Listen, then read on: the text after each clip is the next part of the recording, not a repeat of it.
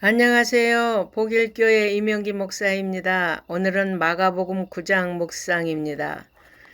제자들에게 주님의 순환에 대해 예고하신 후에 제자도를 가르치신 주님은 제자들 가운데 하나님 나라가 권능으로 임하는 것을 볼 사람이 있다고 선언하셨습니다.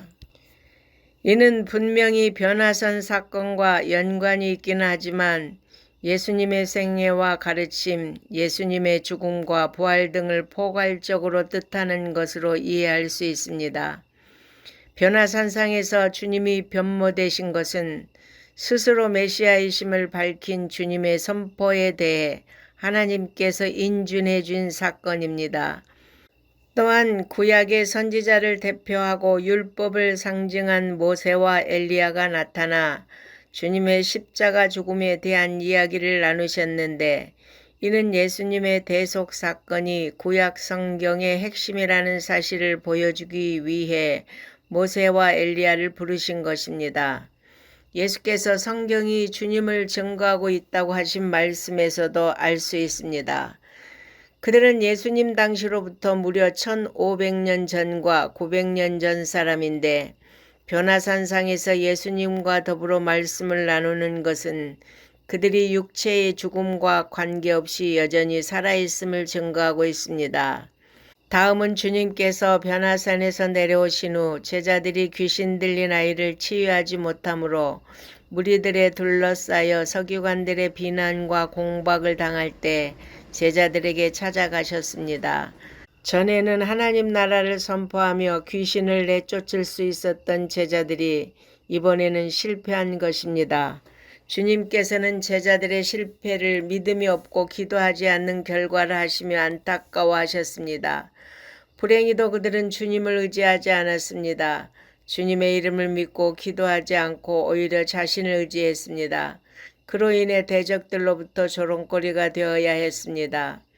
제자들은 기도하지 않으므로 주님께 받은 능력을 상실하고 말았습니다. 하나님께 받은 은사를 지키는 방법이 바로 기도입니다. 우리 주님도 하나님께 기도함으로 늘 능력을 공급받으셨습니다. 귀신을 쫓아내는 일은 영적인 싸움이요 하나님의 도움을 받아야만 가능한 일입니다. 여러분, 기도하기를 쉬는 죄를 범치 않기를 바랍니다. 이제 주님은 변화산 사건 이후에 두 번째 순환 예고를 말씀하셨습니다.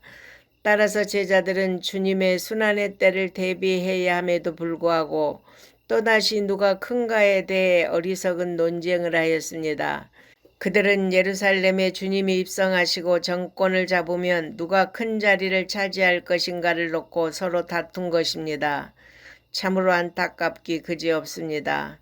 그러므로 주님은 첫째가 되고자 하는 사람은 모든 사람의 끝이 되고 섬기는 자가 되어야 함을 가르치시고, 어린이를 안아주시며 이런 어린아이 같은 사회적 약자를 돕고 섬기는 것이 주님을 영접하고 하나님을 영접하는 것이라고 말씀하셨습니다. 여러분, 우리가 세상 사람들이 하찮게 여기고 미미하게 여기는 사람들을 섬기고 친구가 되어 주어야 비로소 주님의 참 제자요 자녀로 인정받을 것입니다.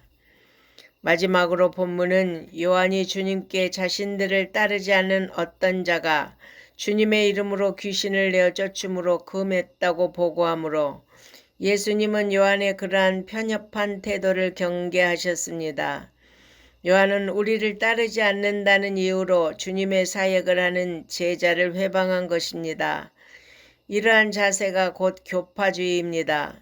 우리 교파만이 주님께 인정받는 교회라고 생각하고 다른 교파 사람들의 신앙을 배척하는 것이 교파주의의 폐단입니다. 예수를 주로 고백하고 성령님을 힘입어 행하는 사람들은 다 주님의 한 교회에 속한 사람들입니다. 그러므로 배타적 교파주의를 경계해야 합니다. 예수님은 귀신을 내어 쫓는 자를 금한 행동과 관련해서 실족하게 하는 죄에 대해 누구든지 소자 중 한 사람을 실족하게 하면 그는 연자맷돌을 그 목에 달고 바다에 던지는 것이 낫다고 말씀하셨습니다. 또한 주님은 손이나 발 혹은 눈이 죄를 짓는다면 그 지체를 찍어버리거나 빼어버리는 것이 낫다고 말씀하셨습니다. 이 말씀은 문자적인 적용을 의도한 것이 아닙니다. 그렇다면 예수 믿는 사람들은 모두 불구자가 되고 말 것입니다. 또 그렇게 신체를 훼손한다고 죄의 정욕까지 없어지는 것도 아닙니다. 핵심은 신체의 일부를 베어버리는 것과 같은 강한 결단력으로 죄를 근절해야 한다는 의미입니다. 주님은 마지막으로 서로 화목할 것을 말씀하셨습니다. 주님은 당신의 생명을 주심으로 하나님과 인간을 화목하게 하셨습니다. 그러므로 우리도 실족하게 하는 것이 아니라 화목을 이루는 성도가 되어야 할 것입니다. 아멘.